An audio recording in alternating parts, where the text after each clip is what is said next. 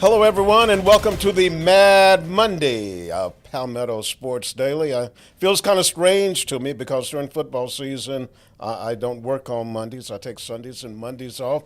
So it hit me over the weekend. Wait a minute, I've got to work Monday because Julia is off. But anyway, joined today by Caroline Soro up in the upstate, Greenville, and Kevin Bilodeau holding it down in Charleston. And we're coming off the weekend of champions for high school football.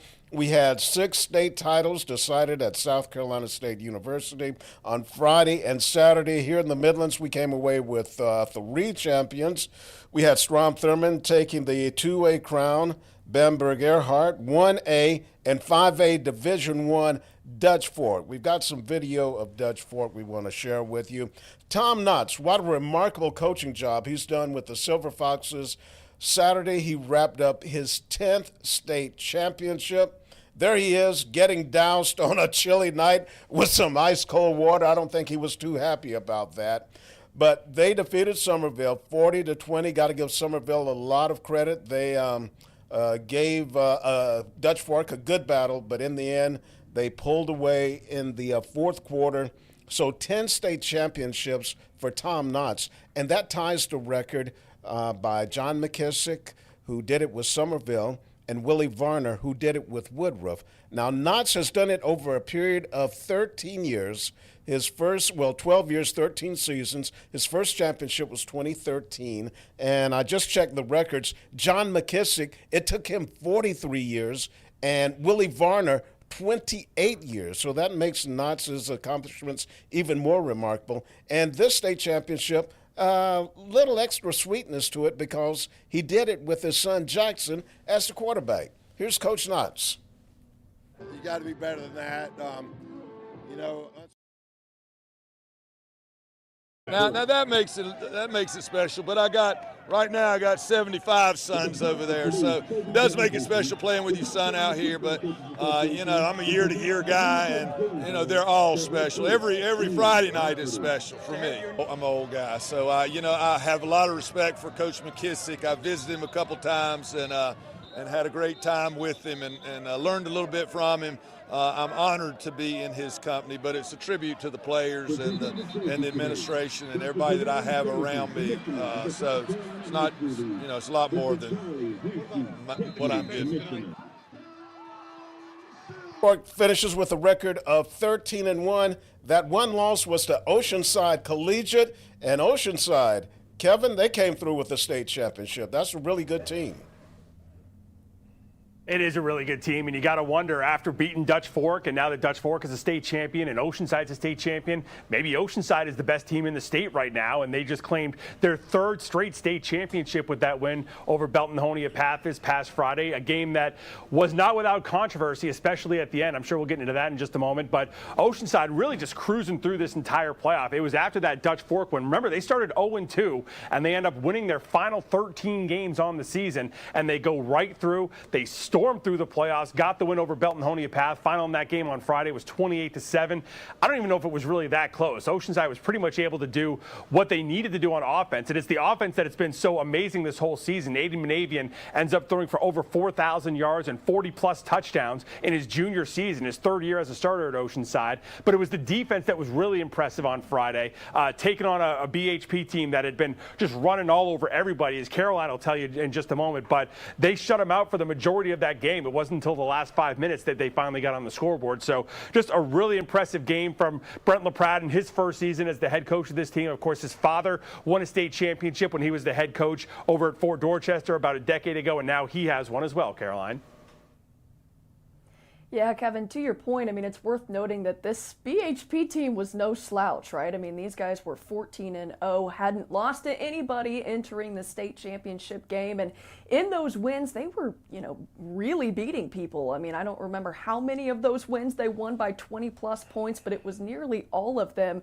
I think their closest game of the season was in a blowout win over Powdersville in the semifinal game to get to the state title game. But like you said, I mean, it was just Oceanside the whole way. They took a 28-0 lead in the beginning of the fourth quarter. BHP finally was able to get some points on the board there towards the end, but it was really the turnovers that got in the way for them. I mean, you were out there, Kevin. It was a rainy and ugly day out in Orangeburg. That ball was just sliding around all over the place. It was wet. The rain was coming down the whole day, and BHP fumbled 3 times and also threw an interception as well. So when you have those things going for you, doesn't really end up resulting in a win. Oceanside, a very, very good football team. They end up winning it. But we could go on and on about the game, but I think it's also worth talking about what happened after the game. While some of us were trying to interview BHP head coach Russell Blackston, we heard kind of all this commotion going on behind us, and all of a sudden players from both teams just kind of were running after each other, rushing into this big scrum. People ended up on the ground, as you see right here.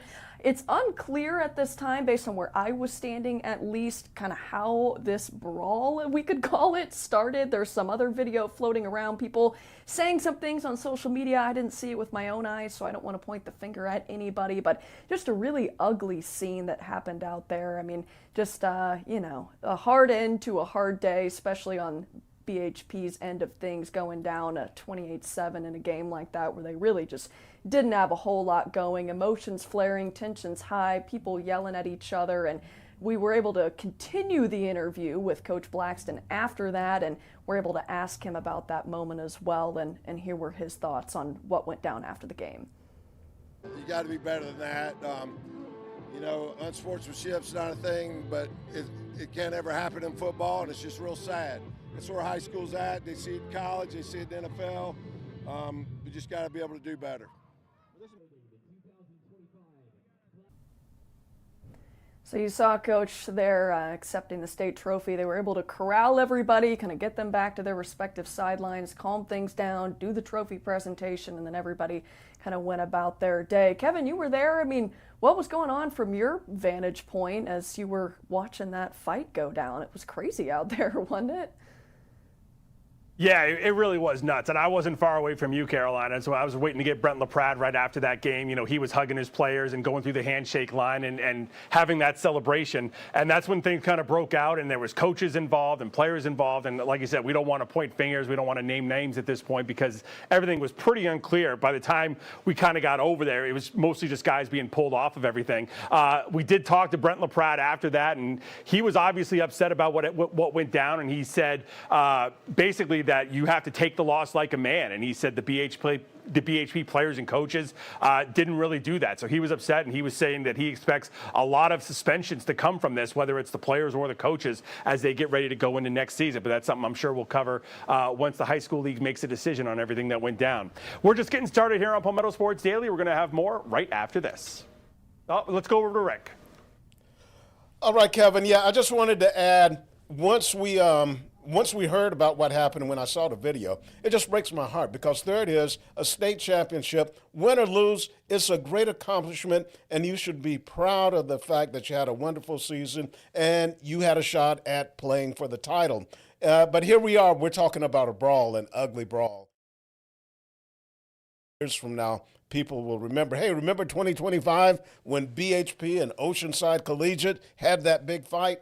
Yeah, I really hate it for the schools, but you're right. Some suspensions need to be handed out. That's going to wrap up the first segment of Palmetto Sports Daily. We're going to call a timeout, and when we come back, we'll talk some college football.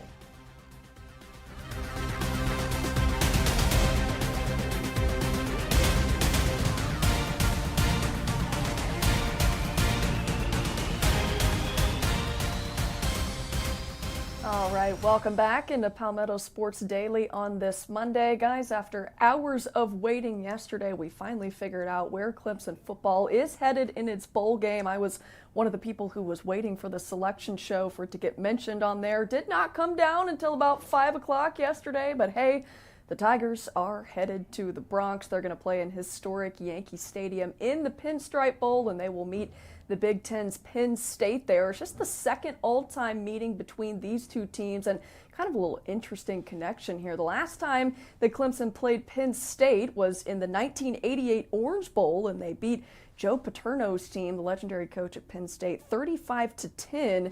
And to add another kind of fun fact to this, Clemson coach Dabo Swinney is actually tied with Paterno entering this bowl games for the most wins in his first 20 seasons. The first 20, Joe was 187-44-2. Dabo 187-52. So just a little interesting wrinkle there. But that'll all go down on December 27th at noon.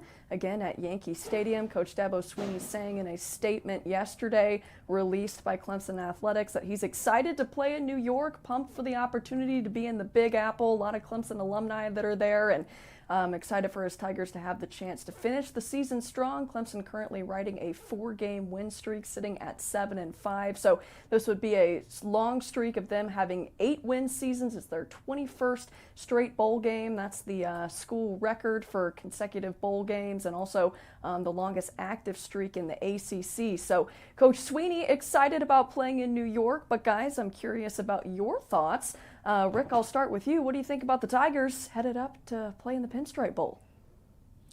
You know, bowl games are supposed to be a trip, a reward for the team, for the fans, and for the media that work hard all season covering the squad.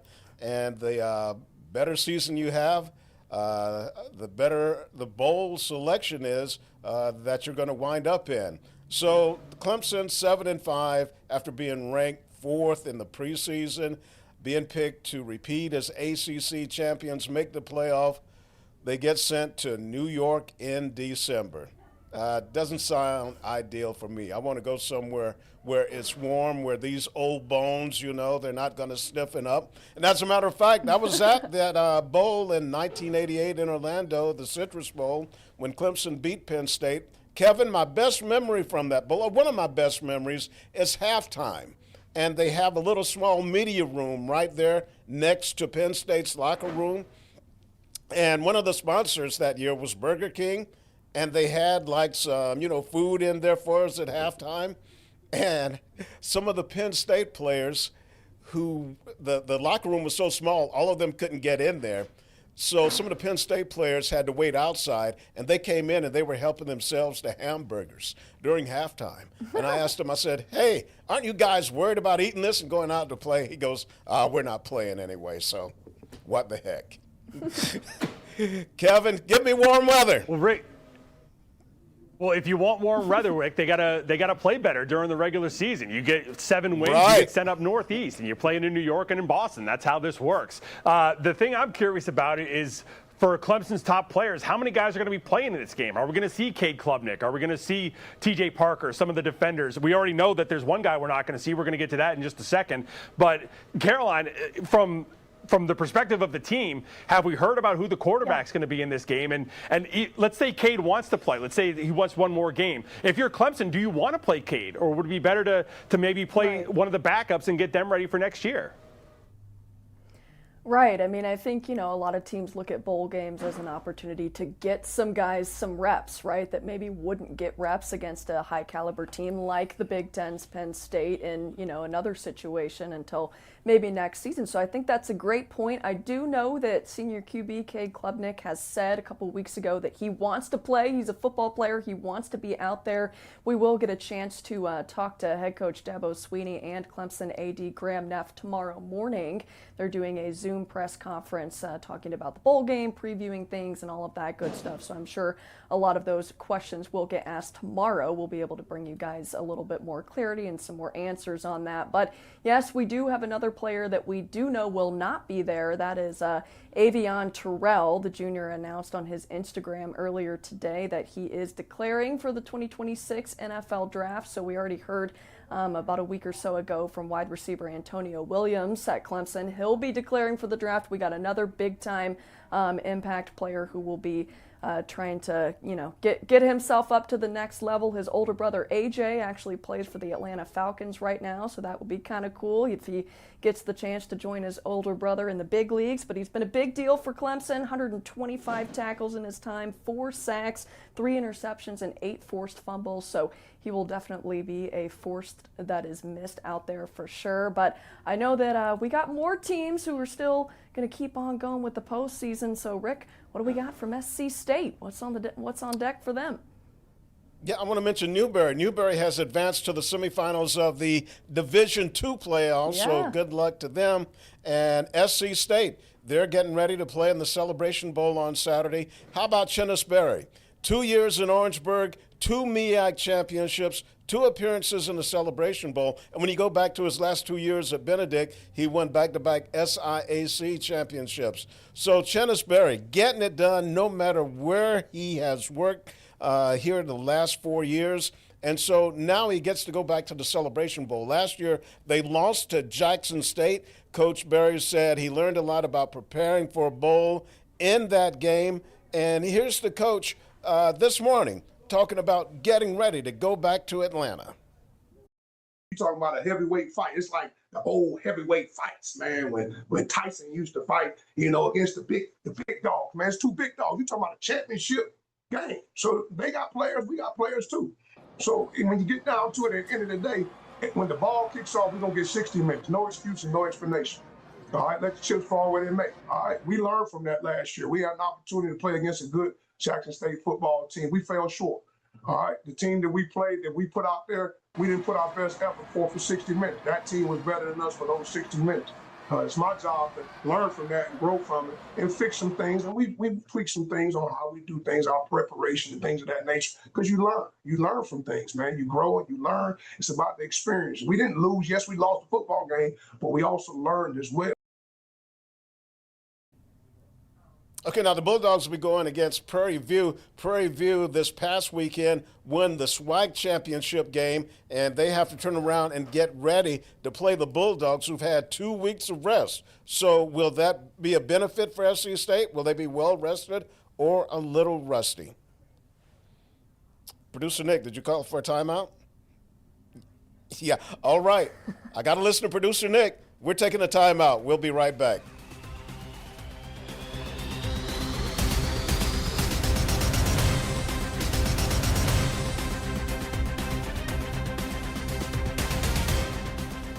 Welcome back to Palmetto Sports Daily. We're going to continue our discussion of college football, this time looking at playoffs and bowls. Now, Notre Dame, they were passed over for the 12-team playoff field, and they go, you know what?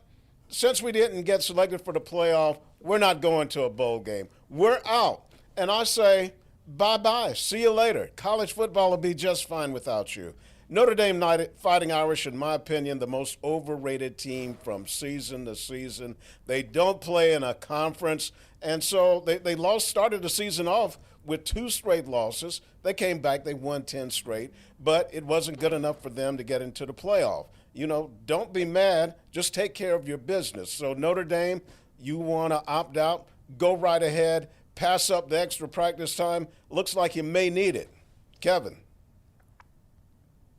So it was said they asked the players if they wanted to play in the bowl game or not, and the players said no. I'm not sure the players knew they were going to be going to the Pop-Tarts Bowl down in Florida, because if they knew they were going to go to the Pop-Tarts Bowl and they still said no, then that whole program needs the death penalty. Because who doesn't want to go to the Pop-Tarts Bowl? That is just a waste of it's a waste of space in college football if you're passing up going to that bowl game.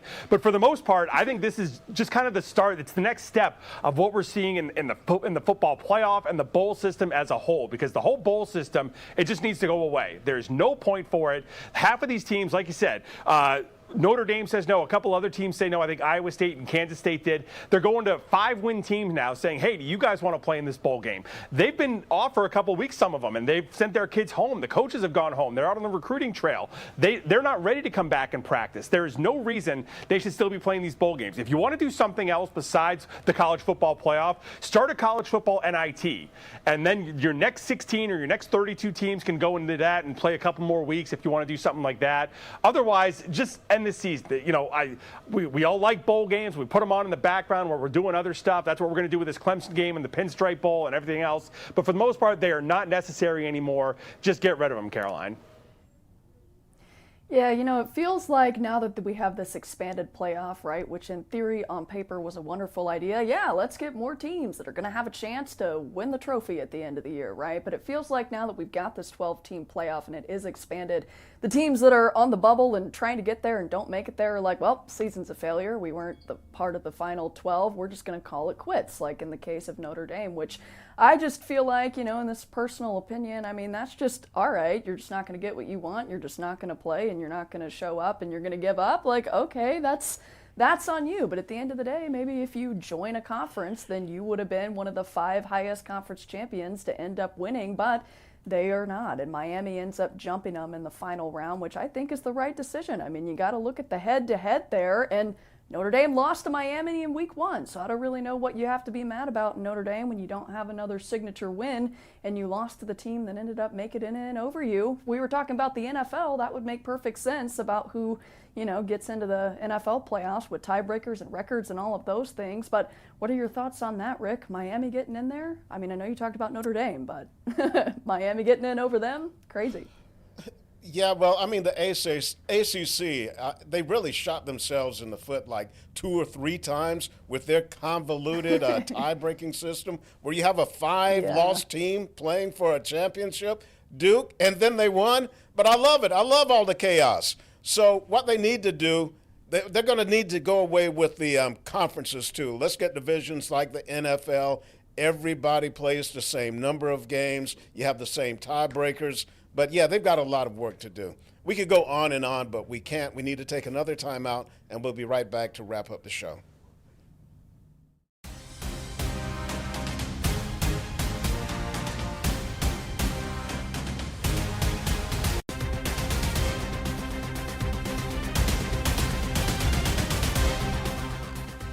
Welcome back to Palmetto Sports Daily. We want to touch on some hockey before we get out of here. And one of the best nights of the year for the South Carolina Stingrays happened this past Saturday, the annual Teddy Bear Toss Night. More than 5,000 people on hand for this one. And they finally got their goal midway through the second period. And this is what ensued. And the team announced today 15,973 teddy bears tossed onto the ice after they get that goal. So just an amazing night. Always one of the best nights of the year for the Stingrays. So big thanks to them for donating all those teddy bears to charity after this one, guys. Wow. They donated over 15,000 that one night? Almost 16,000, yep. Woo, kudos to them. Way to go. All right. Thanks so much, guys. That's going to wrap it up for Palmetto Sports Daily. We will see you back here tomorrow. Everyone, have a great rest of your day.